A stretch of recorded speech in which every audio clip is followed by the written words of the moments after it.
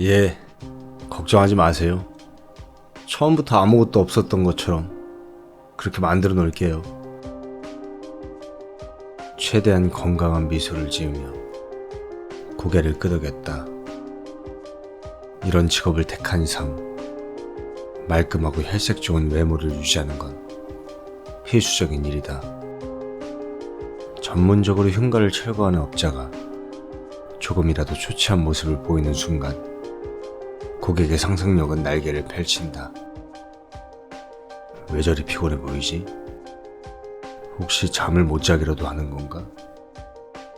왜 잠을 설치는 걸까?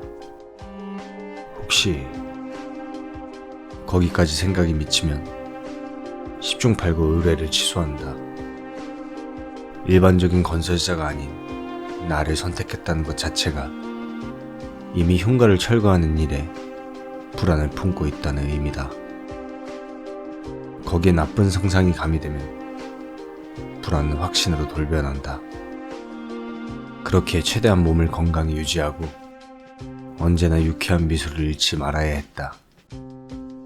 매일같이 흉가를 밀어버려도 그 어떠한 악영향도 없었음을 어필하기 위함이다.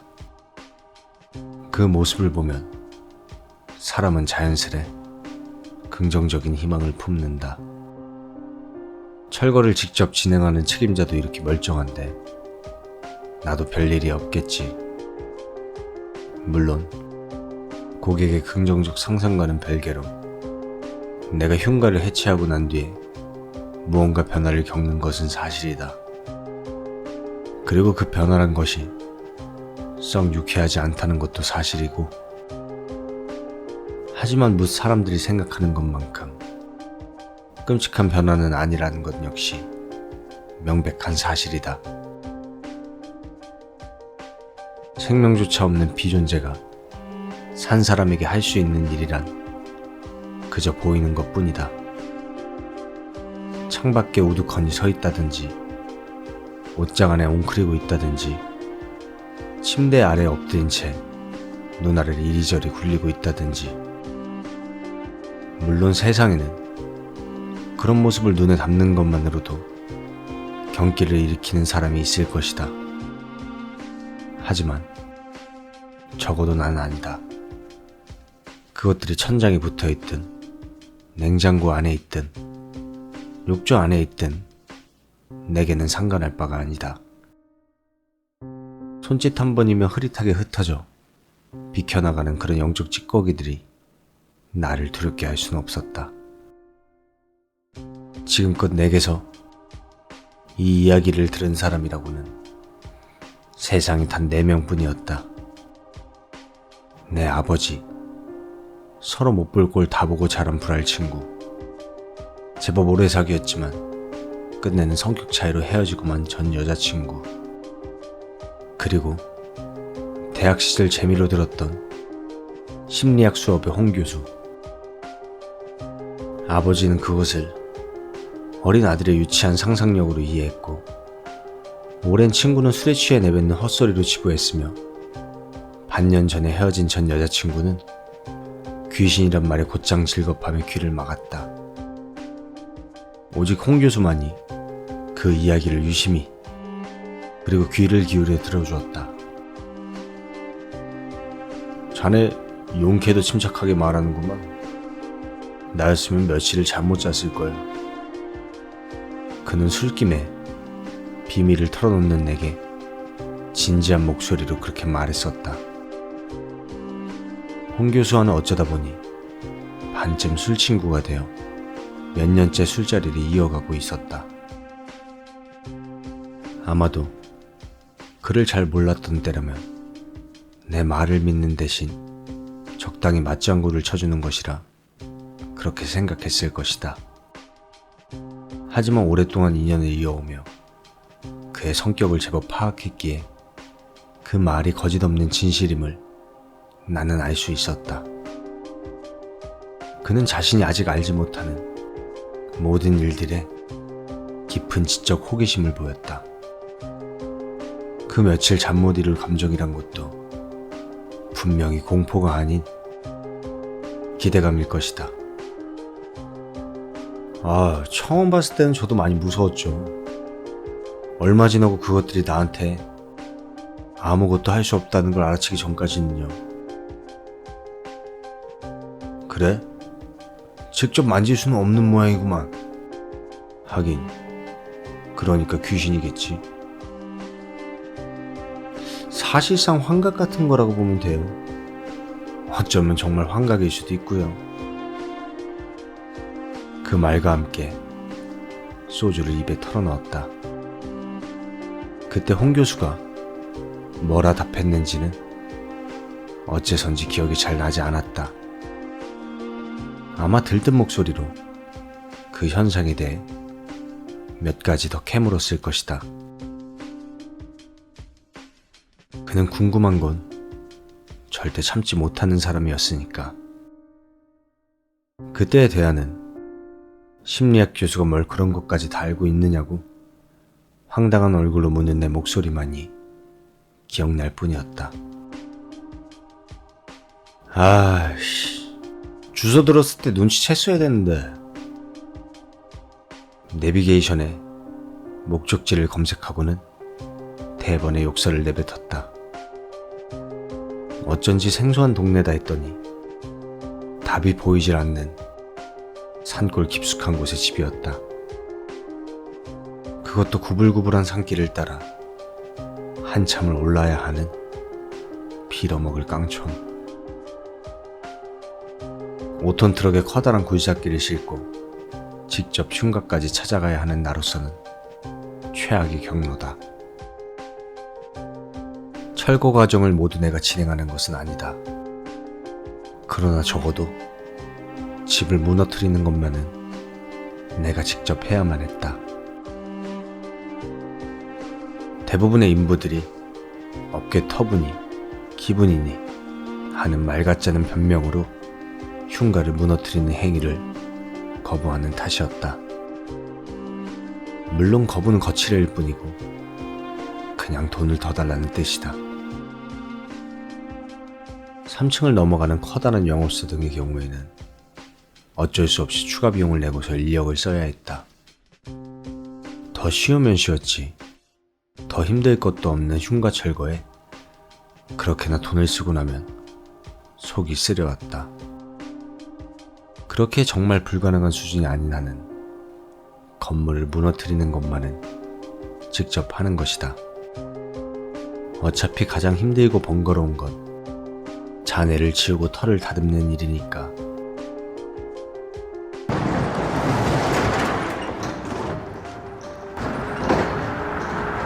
둔탁한 소리와 함께 차가 튀어올랐다. 급커브 구간 한복판에 도로가 일그러져 턱이 올라와 있었다. 적재함에 중장비를 싣고 있던 채였고 오르막이 가팔라 제법 세게 가속을 하던 참이었다. 자칫하면 큰 사고로 이어질 수 있었던 순간이었다. 식은땀이 났다. 그리고 그것이 채 마르기도 전에 의뢰인을 향한 분노가 치솟았다. 물론 도로가 일그러져 있던 것이 의뢰인의 잘못은 아니었다. 그저 당장의 기분을 풀기 위해 탓할 대상이 필요했을 뿐이다. 이 미친놈이 도로가 이 모양인데 미리 알려주지도 않고. 냅다 욕설을 내뱉었다. 어차피 듣는 귀도 없었다. 저번 주까지는 조수석에 강원도 삼척의 흉흉한 별장에서 달고 온 귀신이 앉아 있었지만 그마저도 월요일쯤에는 사라져버렸으니까. 지겨운 산길도 끝이 보이고 목적지에 거의 다다랐을 즈음 가드레일 너머로 무언가가 서 있는 것이 보였다. 사람인가 싶어 속도를 줄이고 유심히 쳐다보았다. 그것이 사람이 아님을 깨닫는 데에는 그리 오랜 시간이 필요하지 않았다. 서 있는 두 발이 묘하게 어긋나 지면에 닿아 있지 않았다. 마치 조잡한 3D 게임처럼 그것들은 이따금 실제 지형과 맞지 않는 곳에 서 있곤 했다. 그냥 귀신이라 공중을 떠다닐 수 있다는 것인지, 아니면 그것이 죽을 당시에는 거기에도 땅바닥이 있었는지는 알 도리가 없었다. 알고 싶은 마음도 없었다. 그것들은 내게 아무런 영향도 끼치지 못하니 짜증스레 혀를 차고는 지나쳐갈 뿐이다. 놈도 나를 보지 못했다는 듯 여전히 멍청하게 땅바닥을 쳐다보며 서 있기만 하였다. 목적지에 도착했을 때는 이미 정오를 지나서였다.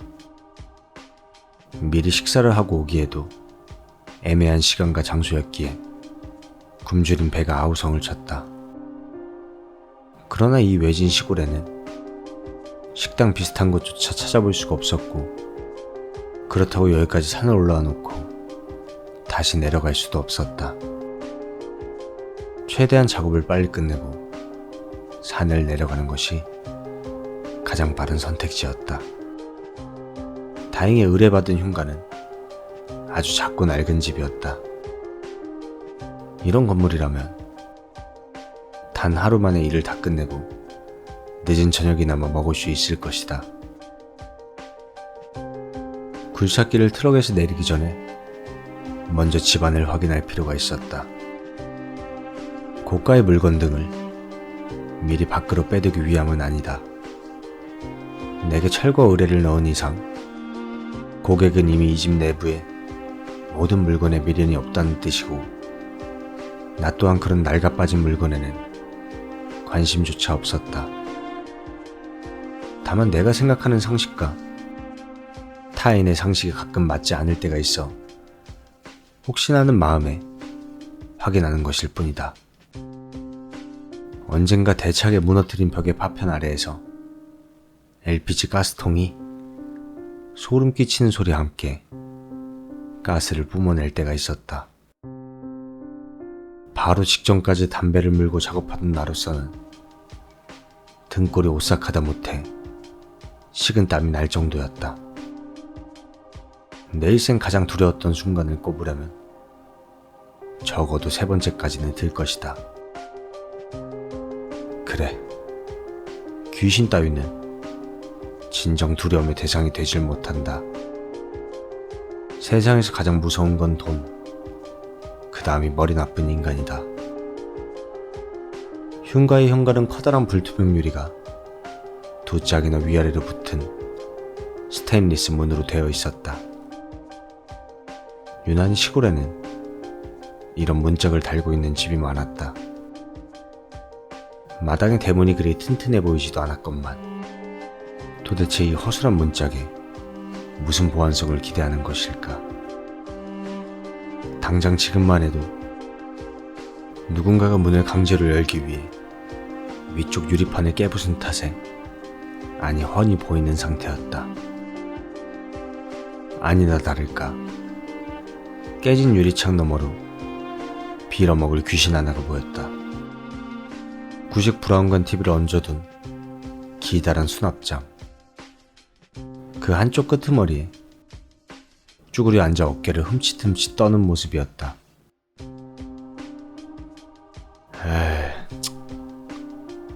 인상을 구기며 크게 혀를 찼다. 귀신이 있다고 작업이 어려워지거나 꺼리껴지는 것은 아니다. 애초에 그런 곳이기에 내가 일을 받은 것이니까. 그러나 벌레 잡는 방역 기사라고 해서 바퀴벌레가 마구 기어나오는 모습이 달가울 리가 없겠지. 나 또한 크게 다르지 않았다. 뭐가 됐든 저런 지저분한 꼴을 보는 것 자체가 짜증이 났다. 하지만 그런 짜증과는 별개로 일은 확실히 해야 했다. 문고리를 잡아당기자 오랫동안 사람의 손길이 타지 않은 철문이 요란한 소리를 내며 열렸다. 그 소리에 반응하여 수납장 위에 귀신이 반응했다. 흠칫거리던 어깨는 그대로 멈춘 채 목만을 빙글 돌려 뒤를 돌아보았다. 나는 눈을 마주치자마자 방바닥에 침을 탁 뱉었다. 아유, 어딜 귀신 놈의 새끼가.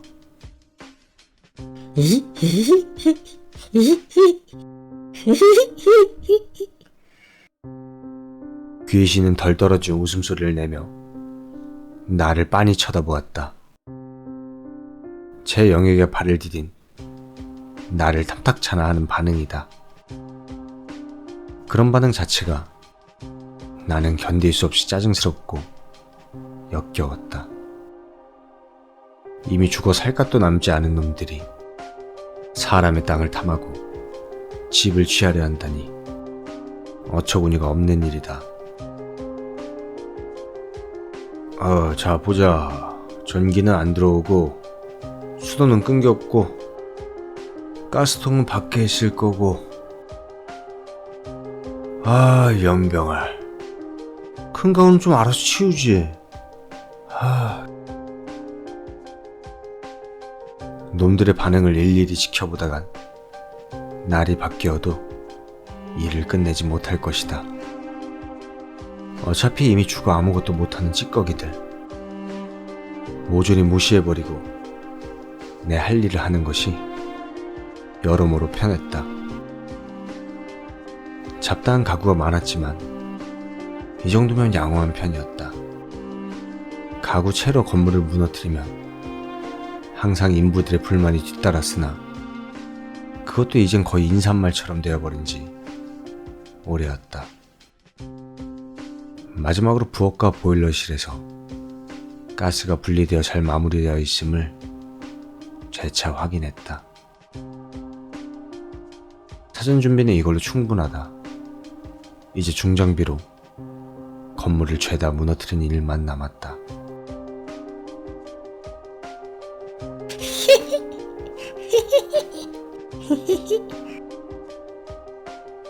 그것의 발악 소리가 한층 더 커졌다. 내가 제 보금자리를 철거할 거란 사실을 알아챘을까? 아니, 그건 아닐 것이다. 뇌라고는 손가락만한 유편조차 남지 않은 영적 찌꺼기들에게 그런 사고 능력이 있을 거라고는 보기가 어려웠다. 아마 단순히 제 영역을 내가 활개치고 다니는 것에 분노를 표하고 있는 것이리라. 존나게 시끄럽네. 어이, 주둥이 좀 다물고 있어. 성큼성큼 그놈에게 다가가 냅다 발길질을 했다. 내 발이 뻗어나간 자리부터 놈의 형상이 울컥울컥 밀려나는 듯 하더니 이내 슬쩍 옆으로 자리를 피했다. 내게서 조금 떨어진 자리에 우두커니 서 작게 똑같은 소리를 내기 시작했다. 내가 놈들을 두려워하지 않는 가장 큰 이유가 바로 이것이었다. 그것들은 하나같이 산 사람을 겁먹게 하려 들지만 정작 그것들의 약점은 산 사람이었다. 원리는 알지도 못하고 궁금하지도 않다. 확실한 사실은 산 사람의 기운이 죽은 것들의 기운을 밀어낸다는 것이다. 그것들은 사람에게 손을 대기는커녕 가까이 붙어있는 것만으로도 귀신으로서의 존재가 흐려진다. 그러니 언제나 멀찍이 구석진 곳에 아무것도 하지 않은 채 분위기만으로 인간을 겁주려 애쓸 뿐, 그저 보일 뿐이라면 두려워할 이유가 뭐가 있단 말인가. 하지만 김군, 이건 내 생각인데 그것들이 전혀 자네에게 간섭하지 못한다는 건 틀린 말 같아. 문득 그날 밤 홍 교수가 했던 말이 기억 위로 떠올랐다. 그래, 분명 그는 그런 말을 했었다. 그러나 그 뒤의 말은 떠오르지 않는다. 그게 왜 틀렸다고 했었더라. 술 기운도 있었지만 애초에 그의 뒷말을 진지하게 듣지는 않았었다. 홍 교수는 항상 모든 가능성에 반대되는 가설을 제시하길 좋아했다. 그러니 그때의 말도 아마 그 버릇일 것이다.